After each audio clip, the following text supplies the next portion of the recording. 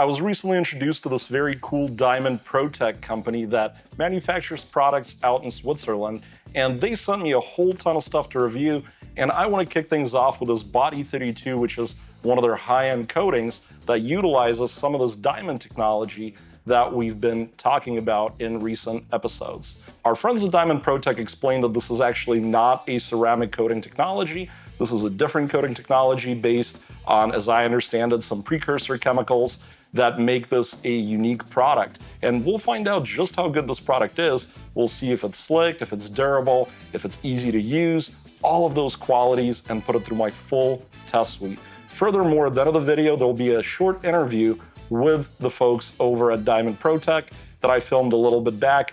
I'm really excited to share that with you, so make sure you stick to the very end of the video. To kick off our testing, I'm gonna apply the Diamond Tech Body 36 kit onto the panel here, and part of that is using this body prep for your panel so that it is ready to take the coating. Now, the panel here does get pre-treated with a Meguiar's 205 polish, an IPA and isopropyl decontamination, so this is kind of an extra step, but because they included it and they say it'll improve the performance, we should use it. Looks like you do get a little baggie of gloves and a terry cloth, which we'll use, as well as a nice little applicator. Not a bad little kit. We'll start with this body prep, which we'll apply to the panel.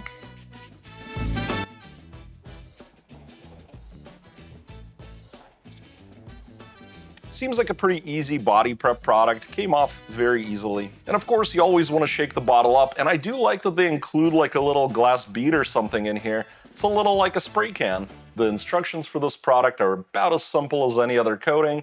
We apply a liberal amount of drops on top of our pad here, and you can either buff it on or use cross hatches like I'm doing here. You just want to make sure you get good coverage, whatever you prefer. The application is subjective, and I rate it based on my experience between a 10 and a negative 10, where a positive 10 will represent the easiest products in the category. So this is where I'd say, hey, this is as easy as a coating gets. Once you have the panel completely coated, you want to give it 3 minutes per the instructions, and then you'll be able to start wiping it up. And we're looking for the product to start to turn a little bit hazy, indicating that it's flashed. We're right at 3 minutes. I am seeing a bit of a haze on the surface. I think we're ready to try it. Oh, it's coming off very easily. You want to wipe around until you got most of it off, and then you want to flip your towel, or really if you're doing a whole car, you'd use a second towel, and you want to mop up the rest. I gotta say, this is a very easy product. Now, yes, they do say you gotta use their body prep, but it was so easy to use, I don't think it'll make a big difference to a DIY user, somebody doing it for the first time. So ultimately, I gotta give this product a 10 for application. This is about as easy as a coating gets. We'll be using my optical contact angle meter to figure out just how hydrophobic this Diamond ProTech Body 36 coating really is. And in this test, what we're really doing is placing tiny 3 microliter droplets of deionized water on top of this pre-manufactured test plate that I've already covered with the Body 36 and let properly cure. And then we'll use some computer software to calculate and average the contact angles across 5 droplets. And here are screenshots from the Body 36 after the image processing software has worked out the contact angles. And on average, we got 94.1 degrees of contact angle. I'll show you the scoring on the screen, and you can see where this product will come in. It is a hydrophobic product. Anything over 90 degrees is considered truly hydrophobic. It's just not extremely hydrophobic. Now, figuring out how pretty something is about as subjective as things get on this channel. I use my expertise to tell you whether this is a 10 or a negative 10 or somewhere in between, based on this and a black test panel, which we'll average together. And as you can see, I've placed this blue marker, and its left edge is currently touching where the coating begins. And now I've moved the marker so that the right edge is touching where the coating begins. Overall, I do think the Body 36 improves the look of this red paint. I don't think it does it by a ton. I hope you'll be able to see where the product is in the video, but you know, it can be hard to catch the angle right. It made an improvement, but I would say it's not absolutely fantastic on the red paint here. I would give it a 5 for this panel. And here we've got our black panel where we have the Diamond Body 36 here and a different product we're looking at for another video on the right. You can ignore that. there's a clear control strip in the middle, and right around here you should be able to see a line that separates the diamond body. It's a little bit more faint, not quite as striking as this other product we're looking at. Overall, on the black, I have to give it probably a 5 again. It does look better on the black than it does on the red, but not by a whole ton, not enough to stretch it to a 10. So ultimately, we're gonna average the two for 5 points. It's a good looking product, but it's not amazing looking. We're gonna test the Diamond ProTech Body 36 for slickness by working out its static coefficient of friction. Essentially, we're gonna take 5 gram force readings by pulling the block you see on your screen. We're gonna average those out and work out what that coefficient is and give you a score. Slickness is pretty important to reduce marring, swirls, and scratches when you take care of your vehicle. Fourth pull, 340 grams. And our last final pull, 360. On average, it took 384 grams to get the blue block to start moving. Now, to get our coefficient, we know that the block weighs 1,040 grams, so we simply divide. And we see that our static coefficient of friction is 0.37 rounded up. Now you can see the scoring table, and as you can tell, this product did not score well. It is, in fact, approaching what I would call tacky, where it is doing as bad or maybe in some cases worse than bare clear coat.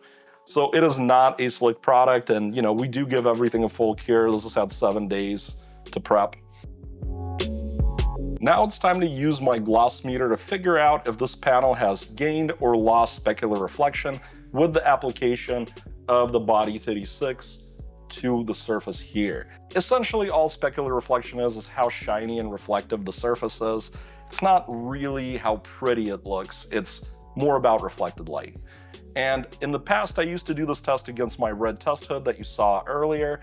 However, that is an incredibly shiny surface, and we were mostly finding products made it look a little less shiny because it was just so shiny to begin with at 94 gloss units. It's very hard to slather something on top and make it even shinier. Now, this panel was professionally made by the same company that makes my test panels for the optical contact angle meter, and it is very consistent. It comes in right at 88 gloss units.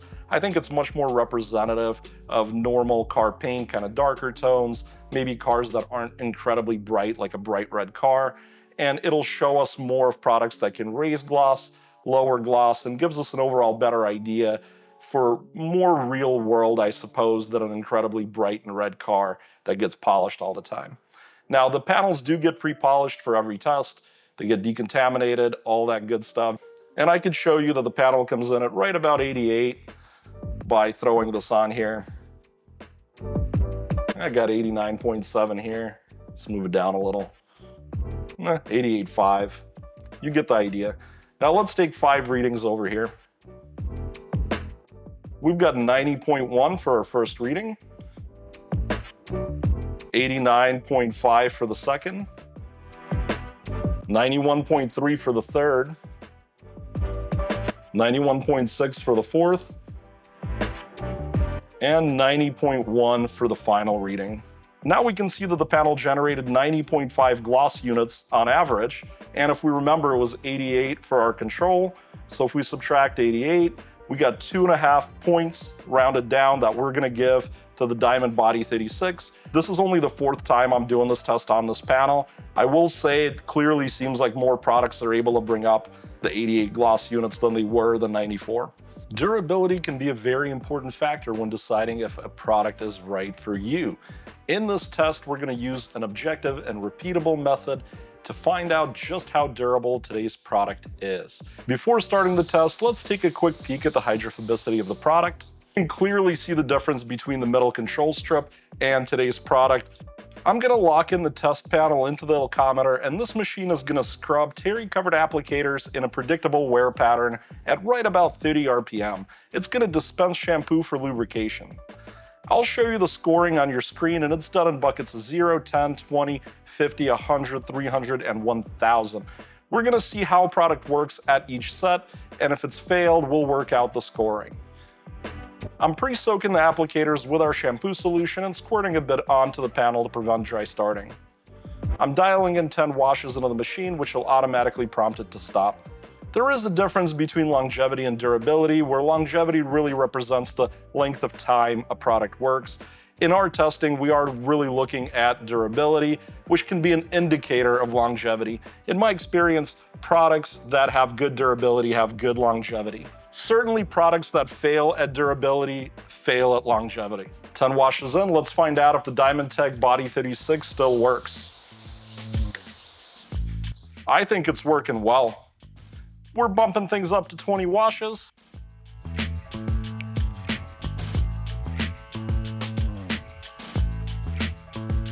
After 20 washes, does the Body 36 still work? It's working great. Let's step it up to 50 washes.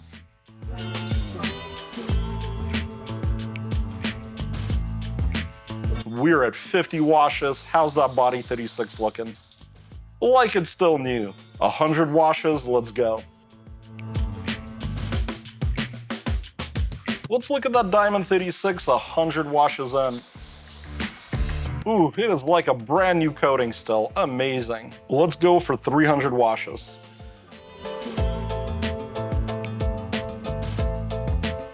How's that Body 36 doing? Is it still working? We're definitely starting to see a failure line materialize here. Will it make it to 1,000 washes? Let's find out. 1,000 washes, the ultimate test. Let's run it.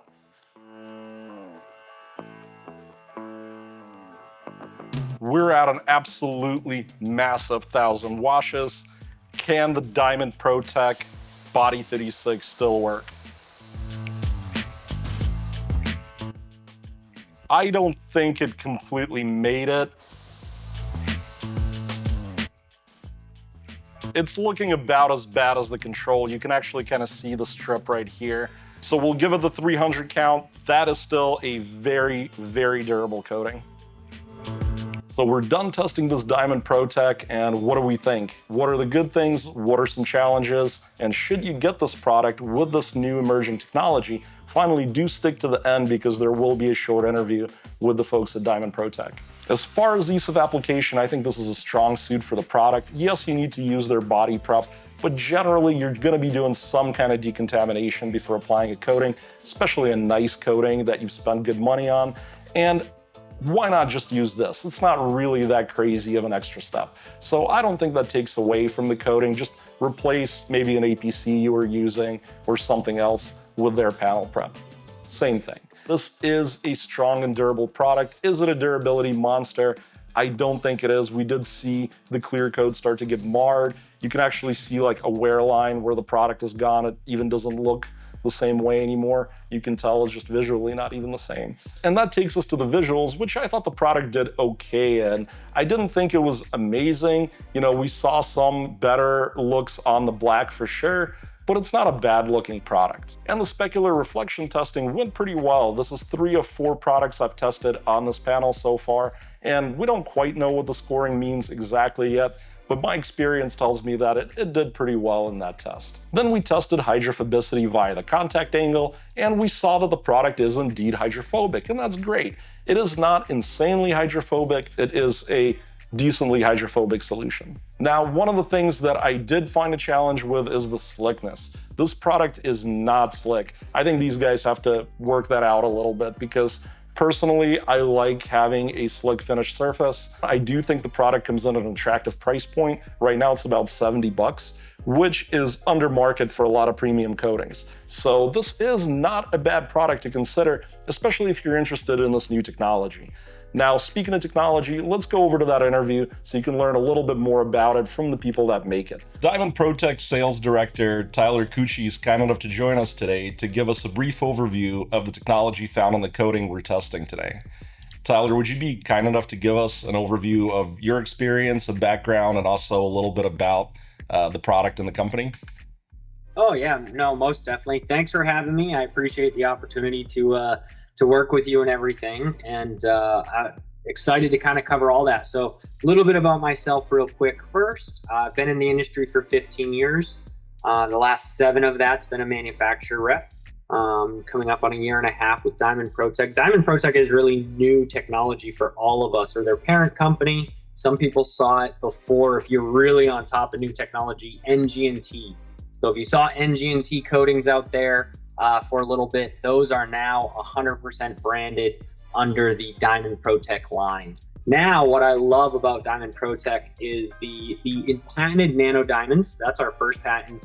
And then how the composite coating is made, the perhydrosilazane being blended with those patented nanodiamonds is also patented. So every single Diamond ProTech product has, 2 different or more patents on it, which is impressive in the automotive world for coating technology. And the reason it's impressive to us in the automotive world is NG&T's bread and butter was making coatings for satellites. So we took coating technology that was for literally out of this world and then brought it back to this planet and started applying it to our cars. So that's what makes a lot of these coatings so unique. And the intelligence, the engineering behind each of these products is so cool and fun to geek out on. Definitely really cool to hear about the connection to satellite technology. Didn't realize that. So when you talk about this being sort of no longer a ceramic coating, could you give more info about it? You mentioned kind of the inorganic silazanes that you're using. Is that kind of the crux of it? And what makes that better? Like, how does that impact the technology? The word better is subjective.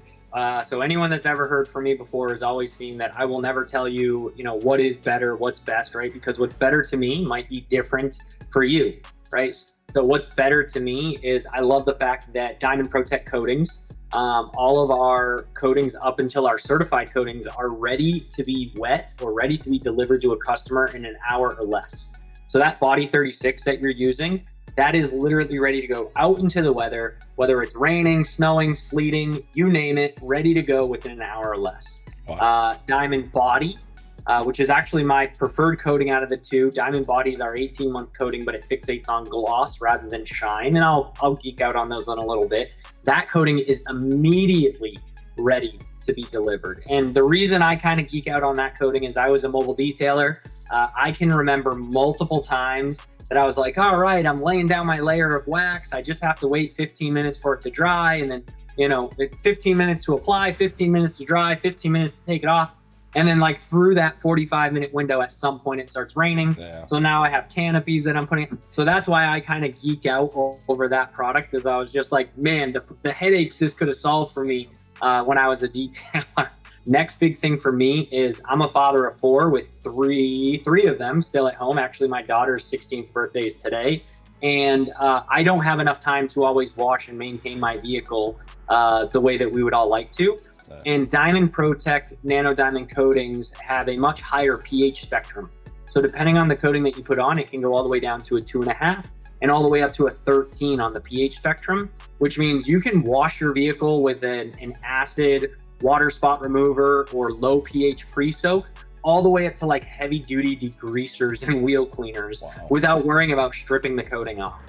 That, for me, as someone that might only get to wash their vehicle every 2 or 3 months, is a must have.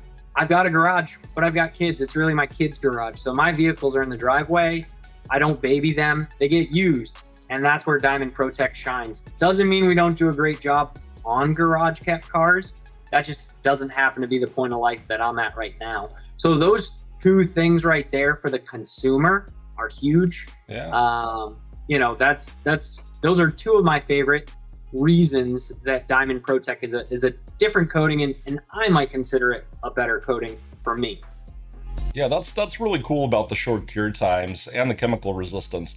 So would you say that's kind of the big differentiator? It's not so much that you're adding, longevity or, extra hydrophobicity or anything like that. It's really more of a focus on the chemical resistance and kind of the quick installation, not having that long cure time. So it's a composite coating. So you get a couple different composites, just a fancy word to say many parts, right? Mm-hmm. So everything that I just mentioned fixates on that PHPS, perhydrosilazane. So our backbone is not SiO2 silica dioxide. Our backbone is PHPS. That's what gets us our chemical resistance, our heat resistance, our UV protection. And then on top of that, we take nanodiamonds, and not just regular nanodiamonds, we take enriched nanodiamonds. So there's a 14-step process where we ionically change the charge of the nanodiamonds. And those nanodiamonds have much higher clarity than what you're gonna find with an SiO2 additive into a coating. So the clarity is a little bit higher. When it comes to hydrophobic properties, nanodiamonds, when they become enriched, have a 142-degree contact angle by themselves. So that's something you're, again, not going to see out of SiO2s. And then flexibility. So something that the automotive industry has never fixated on, like I live up in Massachusetts. If I had my vehicle in the garage, my garage would be, 50 degrees during the winter, and then I come out into, 0 degrees or sub-0 degree temperature. That rapid change on a traditional coating, whether it's an SiO2 based coating or even a PHPS based coating, would cause a very brittle fracture and stress to that coating. And that's where those nanodiamonds really bring us intense higher performance. So that flexibility is not something that scares us. That flexibility is the whole reason that the RAP Institute exclusively endorses Diamond ProTech as the only coating that they talk about for PPF and vinyl, which is really exciting. Some of that technology is the reason why we're not just an aftermarket hand-applied coating. We're actually factory installed by Morgan Motors. And I don't mean factory installed at the dealerships. We are part of the assembly line of a 115-year-old car manufacturer in the UK, which is very exciting and unheard of in the automotive coating industry. Are they still making cars out of wood? Oh my goodness, yes they are.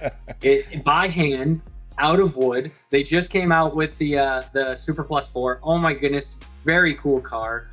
And I noticed one of the things you said was contact angle, and you also talked a little bit about glass coatings. And yes. What's really interesting is I am actually adding some new testing. I'm adding a new suite for doing glass testing. And it's also going to involve kind of the alcometer that I use for scrubbing over the glass, seeing how well we're getting bonding. I've generally noticed coatings tend to have more issues bonding to glass than paint. So it'll be interesting to see how your technology fares. And I actually do have like real cut pieces of laminated windshield that are going to be used for these tests. So it's, the real deal. It's not like some kitchen cupboard glass or anything like that. And the other part that you mentioned was about contact angle. And I've actually just finished sort of engineering my own visual contact angle meter, because they're pretty expensive, I've come to find, to buy one of those. And I managed to 3D print my own design, and I'm actually adding, as we speak, the contact angle testing. So it'll be really interesting to see where the product comes in. A couple comments on that. First, I want to talk about the, adhesion, right? What also, and I can't believe this skipped my head, but the adhesion of a PHPS or a composite nanodiamond coating that's so different is we don't really build. So you'll notice, in your kit, you'll end up having the Pro product, or the prep product, I'm sorry. So you'll have the prep product in there as well. And in the glass, there's a glass prep product. We have a specific product for glass prep.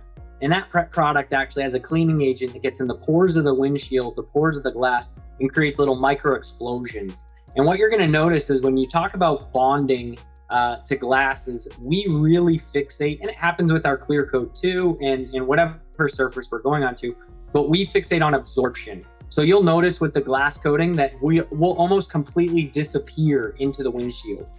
Two of the coatings that you've got, so you talk about the glass, and then we've also talked about Body 36. I will say both of those coatings do not leverage our maximum hydrophobic properties. And the reason I kind of mention this is as you increase hydrophobics, you decrease durability, chemical resistance, heat resistance, and other traits like that.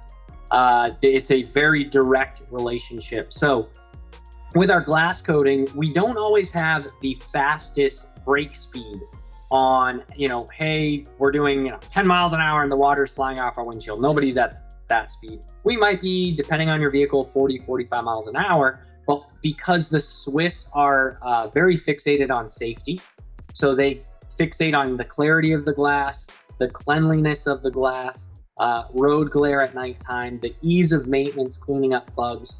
So sometimes when we fixate or we focus on the hydrophobics of that coating, we may not always perform the best.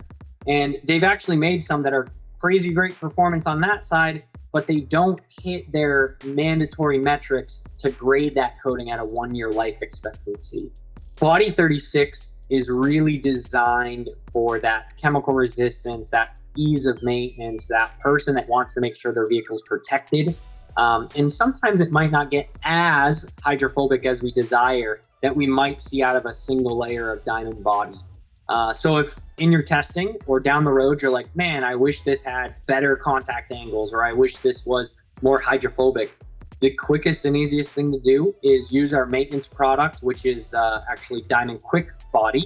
It's a diluted version of Diamond Body, and it is the highest SiO2 content in our product catalog.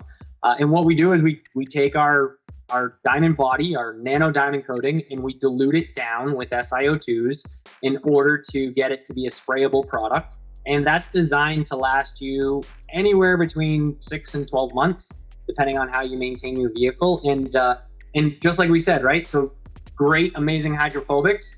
But what's that mean? It doesn't last as long on the other side. At that point, you're using more of that traditional silica product, or Yes. blending it rather. Yeah, pretty much it's instead of blending it with a solvent, a traditional solvent or a water that would be used, we are using that SiO2. SiO2 gives a very nice slippery application process when you're trying to create a shell on top, where PHPS is all fixated on that absorption. So that's where, if you were to spray a product onto the panel and it immediately all absorbed in, you'd be like, oh my goodness, what do I do? So that's where that science is different and where we have to leverage that technology with QuickBond. Interesting. So when we're saying absorption, we're really not talking about forming a layer on top of the substrate. You're actually absorbing into the substrate? So it's a little bit of column A, a little bit of column B. And what I really mean by that is a little bit of column A is we create a denser surface. So there's a phenomenal crosscut on diamondprotech.com/technology where you can actually see the density of clear coat is increased. So we have a lot of testing that was done that normally an automotive coating company wouldn't have. And the answer is we only have it because of our satellite program. So in order to get all of the funding and the patents taken care of, we had to have scientific backing behind it. So we fill in the pores, we create a much denser area, which is where we absorb, right? But then in addition to that, there is a residue left over that does build up on the surface as well. So it's not that we don't create a protective layer on the top, but what makes us very unique is the way that we really grab on, hold, fill those pores, and create a denser clear coat, a denser windshield that helps with all the protection. Gotcha. So we're not just sitting on the surface, we're actually getting in there as well. Like here's a microscopic photo of some clear coat here that we're not designing ourselves specifically to fill in these imperfections, but this is a great showing of, these are scratches in clear coat underneath a microscope. And after our coating has been applied, the visibility of them goes down drastically. Here's the original paintwork and it comes all the way up to here, right? And here's the Pro 120, but it comes all the way down to here. So there's this overlap where if you look, I hope it shows up well on yeah, I can kind of see it, yeah. But you can see that the clear coat comes all the way up to here, and the Pro 120 comes all the way down to here. And that's what we do. So you'll notice the clear coat's not changed in here. It's just highly dense. Here's the cool thing when you talk about your Tabor abrasion resistance, taking that same clear coat with the coating and without the coating, we increase the hardness of the original clear coat by over 1,000%. Here's our salt test spray was done for over 480 hours. So that's really paying tribute to that chemical resistance. This is correct. It will do the entire pH spectrum. That's with Pro 120. But what's more relevant to the content you're talking about is that 2.5 to 13 that I was mentioning earlier. Yeah. Do you see any changes in installation methodologies or difficulty in installation that may be a drawback of these chemicals, or is everything great? Is it the same as any coating? first thing is that prep product's important. If you use a wax and grease remover coating, wax and grease remover prep, the coating won't be able to absorb because the solvents of that wax and grease remover have now filled the pores in the clear coat that we need. So some coatings will use that. And if that's what they call for, please use their prep product. Don't use my prep product for other people. The next most common thing that we would see that would cause someone to have a failed coating or an improper installation is they didn't wait long enough. So what I mean by that is Body 36 can take, as fast as 1 to 3 minutes or as long as 10 minutes, depending on where in the world you're at. If you're beginning to level off and wipe with your towel and it's smearing, like on that first wipe, if you got smear, take a break, sit back, take another sip of water, and come back 30 seconds later. Wipe off. It should be even easier to do. And now you've let plenty of the coating absorb. So it's not so much that you're looking for the same traditional flashing that you'd see on a standard ceramic coating. You're really almost approaching hazing. So it's really looking for it to kind of give us streakiness, haze over. And again, if it's smearing while we're wiping it off, only one of two things we didn't do right. One, we didn't use our prep product. Two, we didn't wait long enough. So that's the biggest thing. Just make sure you give it plenty of time of waiting. And if magically somehow you get a high spot, all of our coatings are cannibalistic, which means you simply just take a little bit more coating, apply it to your applicator pad with a little bit of elbow grease, rub over that high spot. You can do that up to like the first hour, 2-3 hours afterwards. And just at that point, because our coatings fixate on absorption, you don't have to let what you've just rubbed on really hard flash at all. You immediately can wipe it off because the coating's already absorbed. It's already where it needed to be. That high spot was just excess coating. That's all it is. So there's a lot of stuff that makes it much, much simpler and easier to do. Well, really great tips, Tyler. I really appreciate you joining me and being able to talk about the product. Are there any last thoughts that you'd like to leave us with, or anything we should be looking forward to from Diamond ProTech? I'm looking forward to seeing your content, to be honest. So we're Swiss. We do our best to get along with everyone. I'm excited that you've chosen to review our products and test them out. As always, we'll be at SEMA. We're getting ready to launch some fun new things. But I will tell you, the Swiss are, they talk about having a list and checking it over twice. The Swiss bring that to the whole next level. There's a reason we know so many amazing brands that come out of Switzerland. So yeah, for us, the biggest thing is just hearing from people like you and doing our best to give you guys more what you like. Well, I hope you enjoyed that interview and you enjoyed this video. If you have, make sure you click like, make sure you subscribe, ring that bell to see more videos, and I'll see you again really, really soon.